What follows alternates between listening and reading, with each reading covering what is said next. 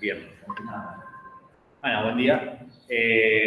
Para ir cerrando todo lo que es la época de los 50 y el peronismo, antiperonismo, quiero cerrar temas de Frondizi que me quedaron un poquito colgados para entender qué es lo que ocurre a nivel interno de la sociedad, ¿sí?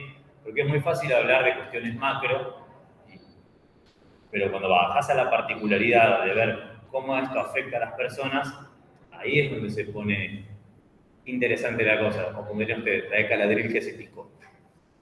Vamos a lo siguiente. A nivel latinoamericano, ¿sí? A nivel argentino, la misma política económica se lleva adelante.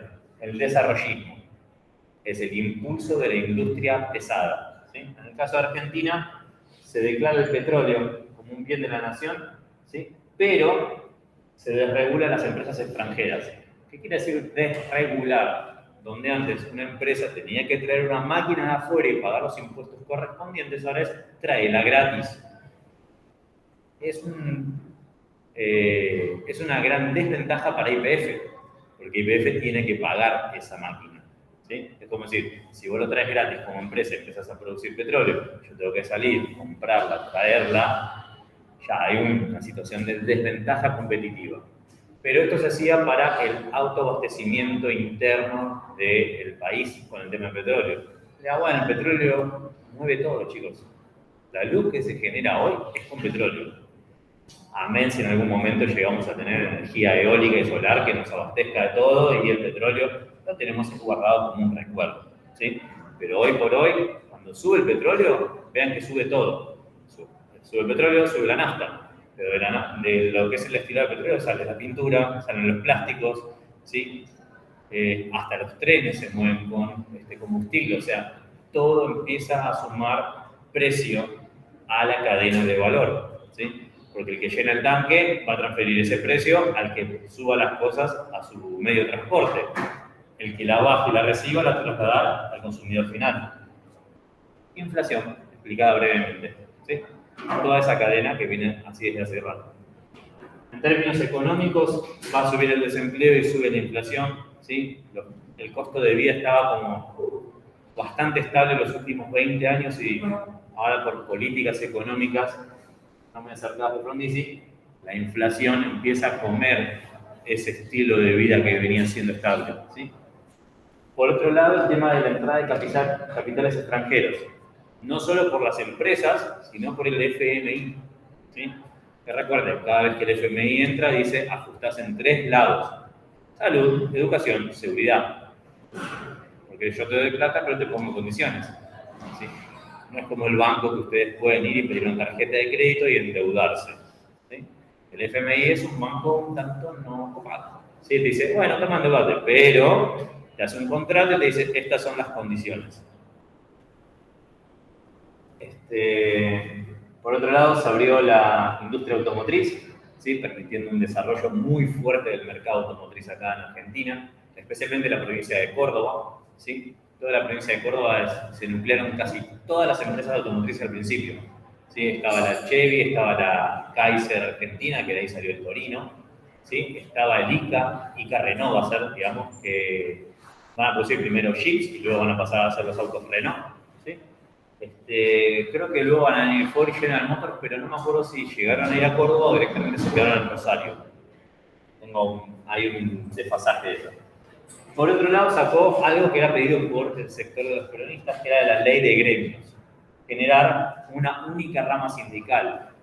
Es decir, donde antes dentro de una fábrica por ahí tenías 15 gremios diferentes, como, no sé, decir, en una fábrica de autos, el gremio de la goma, el gremio de la pintura, el gremio de los chapistas, el gremio, basta, plum, es un único gremio, son el sindicato de los motores argentinos, ¿verdad? Y fin, se acabó.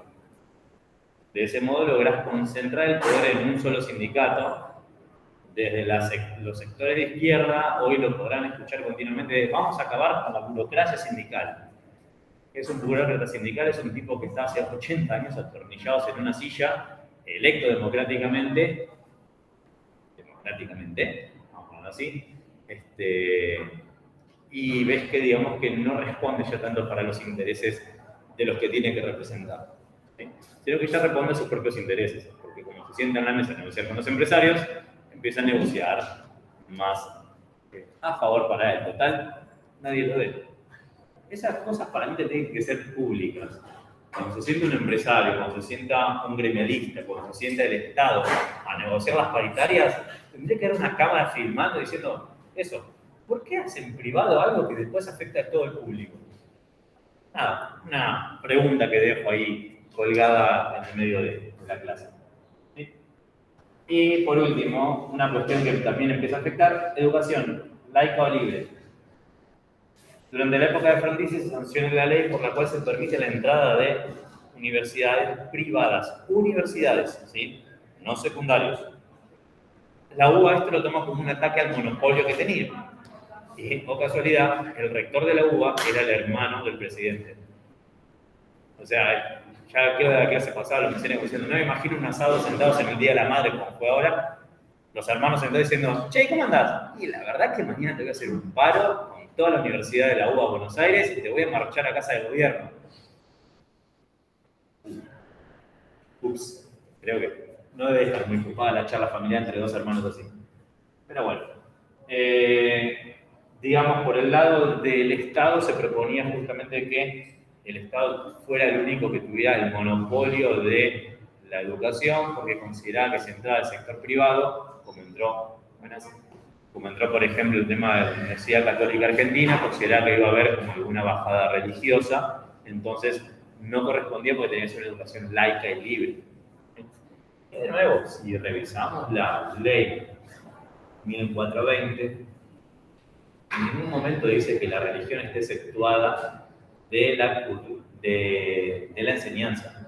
Dice, sí de la currícula. O sea, así como tenemos 12 materias, no puede estar religión. Pero lo que la ley no dice, se puede hacer. La ley no dice que no puede estar religión. De hecho, creo que hay un apartado que menciona, puede estar a contraturno. Y un sábado. ¿Se imaginan el colegio abierto los sábados con un aula, por ejemplo, budismo, musulmán, judaísmo, catolicismo, y gente viniendo a ver eso? Wow. Sería muy loco. Pero bueno. La resistencia peronista va a ser bastante interesante a esto, porque en el barrio de Mataderos, ¿sí?, se intenta, digamos, privatizar un frigorífico del Estado.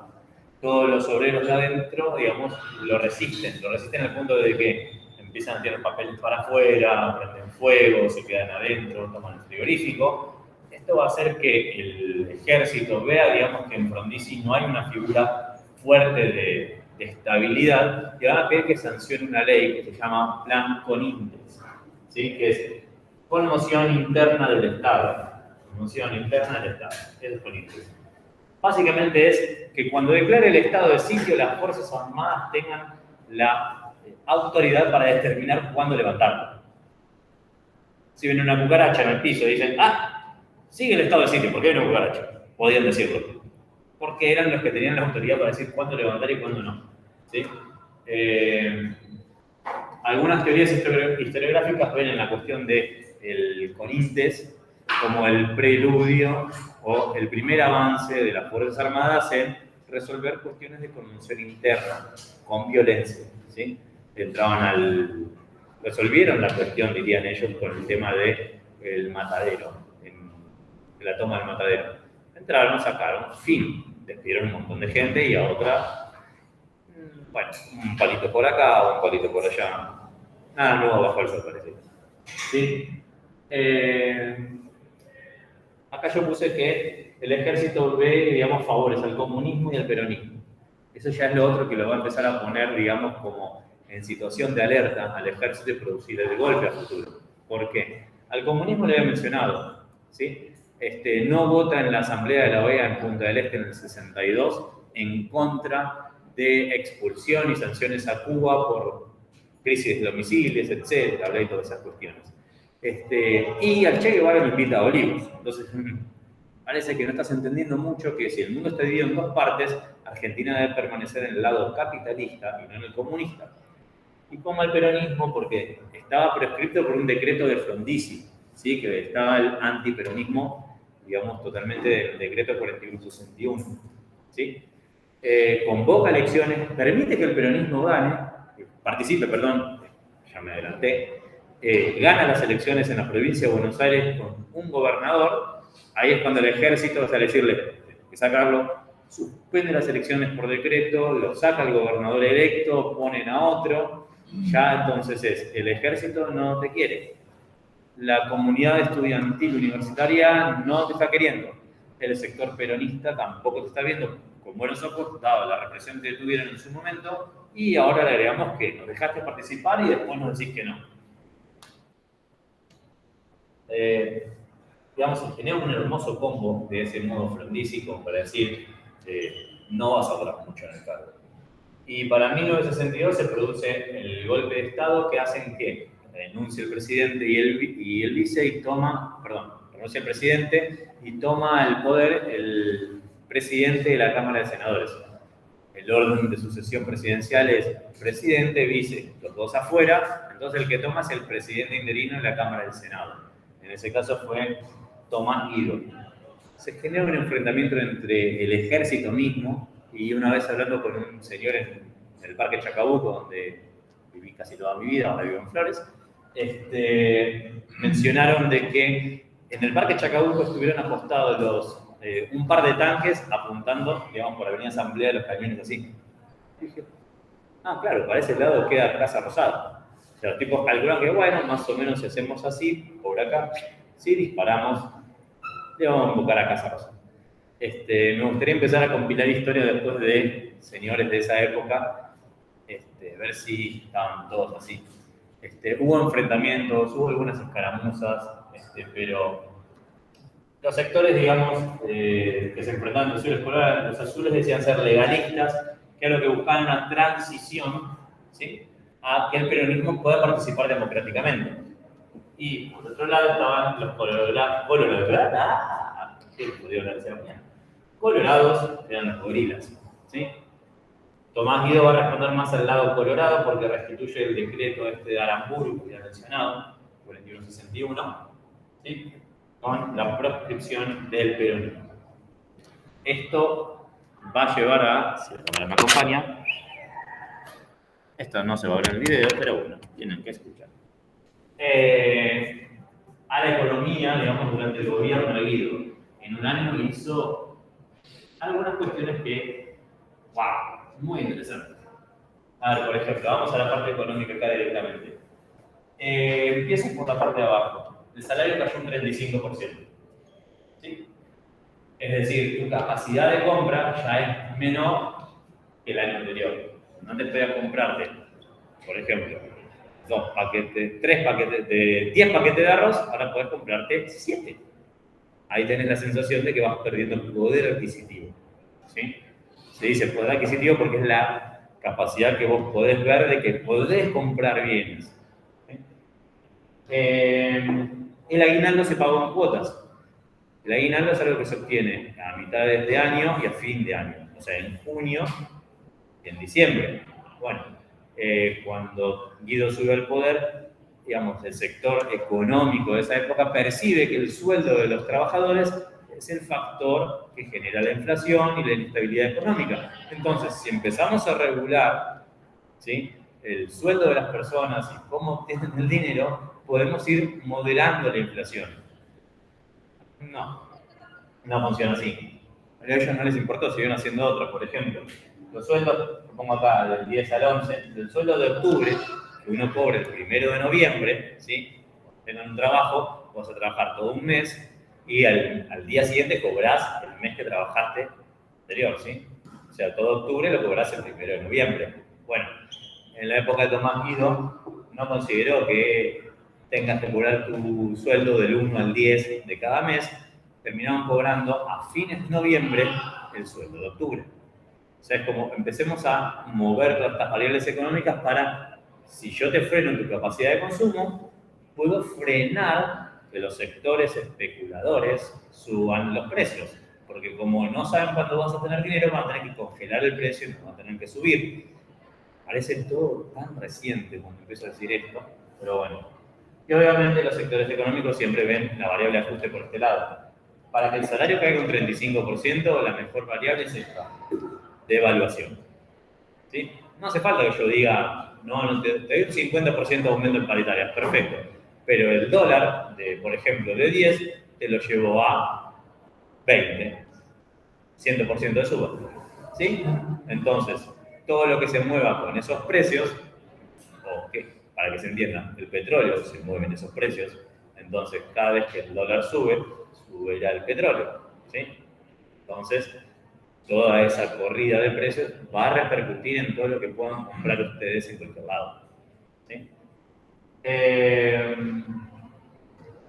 Amén de que estaba justo esta persona, Álvaro Sogaray, economía liberal, va a proponer. Liberales en el sentido de que haya un libre mercado funcionando nuevamente, porque veníamos de la época del peronismo donde todo se controlaba. ¿Sí? Se controlaban los precios, se controlaban los empresarios, se intervenían empresas que no respondieran para con el gobierno. Hay un caso emblemático que ya lo mencioné, que es el caso de la Quilmes. ¿Sí? Quilmes fue expropiada en la época del peronismo. Tengo que buscar los diarios y entender el porqué. Encontré solo el video que se ve de acá el general Perón entrando a Quilmes. Hermosa la voz, hermoso el video, pero quiero entender el porqué se expropió una empresa privada. Porque por más que diga que fue una posición monopólica, quiero saber el porqué. Como no me quedo con la zanahoria acá, quiero saber quién está atrás en mi lomo sosteniendo la zanahoria.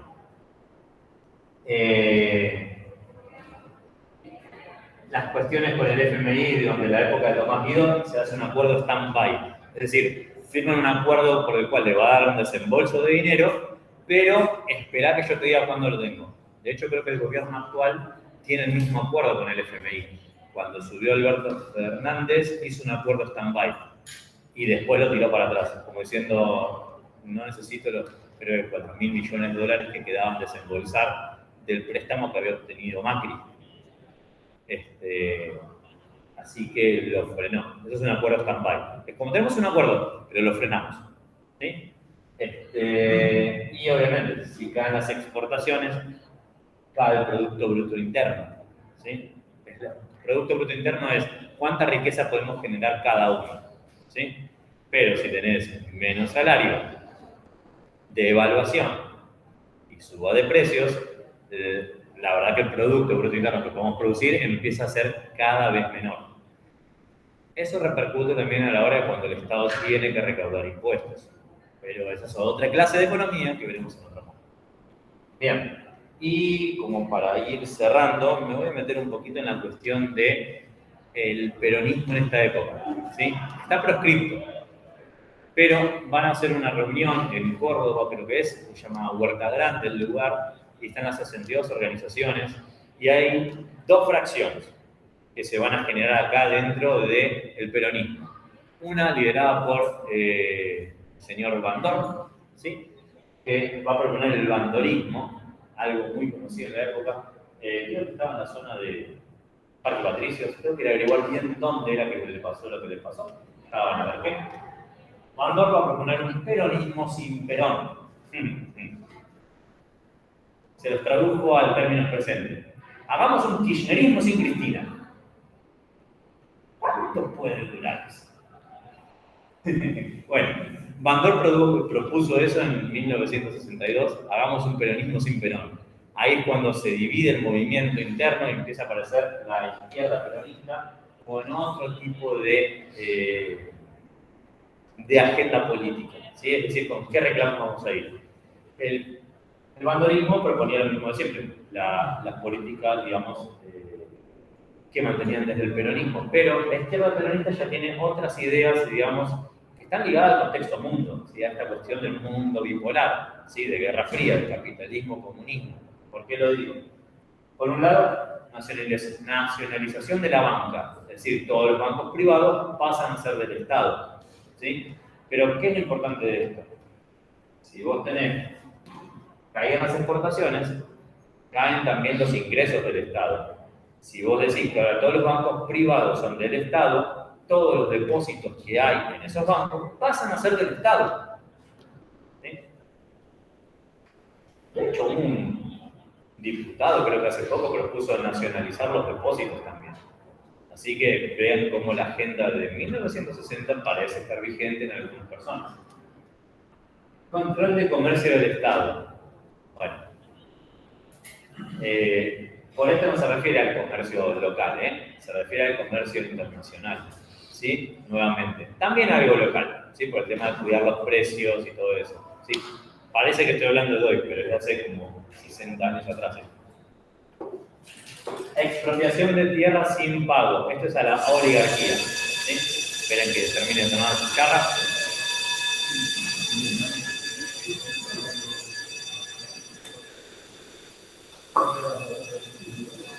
Bueno, Se colgó, ¿eh? ¿Te acuerdas? Ahí va. Muy bien. Expropiación a la oligarquía de sus tierras sin pago. ¿Sí? ¿Habrá sido pariente de Grabois esta persona? La dejo indicando porque el año pasado pasó algo parecido. ¿Sí? Y por último, control obrero de la producción industrial y proteccionismo del Estado. Esta es la agenda de la izquierda del peronismo. ¿Sí? Perón está ya exiliado en Madrid, viviendo de sus ahorros. ¿Sí? Digo, de algo tiene que vivir, ¿sí? No da su visto bueno o malo para alguna de las partes. Él no quiere que el peronismo se fraccione y se divida. Entonces él es como, bueno, me gusta la agenda que llevan más adelante, sigan. ¿Sí? Spoiler alert. El señor Bandor va a terminar muerto.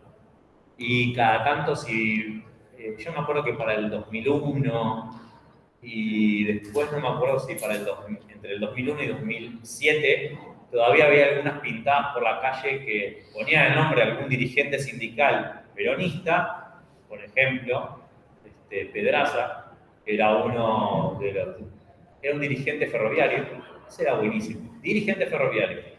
Tenía la concesión de todos los puestos de panchos, kioscos, diarios y revistas de todos los trenes de la línea Roca. Y tenía una empresa que tercerizaba personas que trabajaban en eso. O sea, era un dirigente sindical de trabajadores, pero tenía empresa. Y vivía en Puerto Madero. Genial. Parece que la oligarquía se está pasando de lado, decía yo en ese momento. ¿Cómo es? Esta persona, Bandor, que propuso el peronismo sin peor, lo relaciona con Pedraza porque en un momento le habían puesto, había traicionado algunos ideales del peronismo, parecen los ferroviarios, y le pusieron, Pedraza, te va a pasar lo que a Bandor. A Bandor entraron, le tiraron una bomba, el tipo quedó medio, pero entraron y pegaron 5 tiros. El bandorismo no duró mucho, el peronismo sin Perón no duró, porque aparte la intención política de esta persona era como Perón no podía volver y estaba proscrito, yo tomo el poder del partido y sigo adelante. No. Algo que van a entender si ven sociología con el tema del caudillismo, un tipo de dominación que habló Weber, sociólogo alemán. El caudillismo solo se termina cuando muere el caudillo. ¿Sí? Cuando muere Perón, muere el peronismo. ¿Sí? Queda el justicialismo, que es otra cosa. Cuando, por ejemplo, murió Rosas, se terminó el rosismo. A eso, ¿sí? O sea que es una cuestión muy personalista. Siempre se depende de la persona. Pero bueno, eso lo dejamos para sociología. Se pueden mechar varias cuestiones.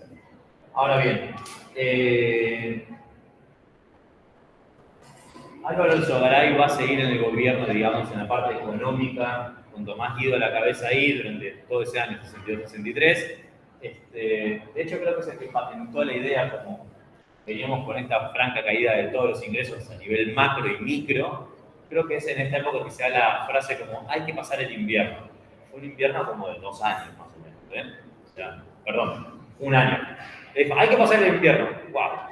El cambio climático ya existía, parece. Duró 1 año el invierno para el tipo en términos de ajustes económicos.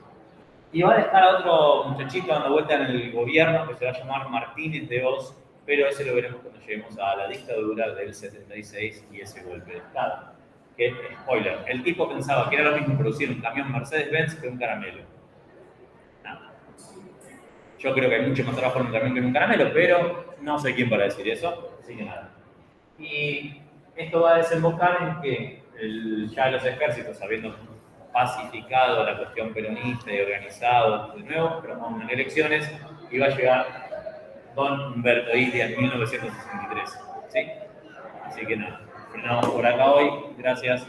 Buen día. Adiós. Suscríbanse al canal, denle gusto, like, todas esas cuestiones. Vale.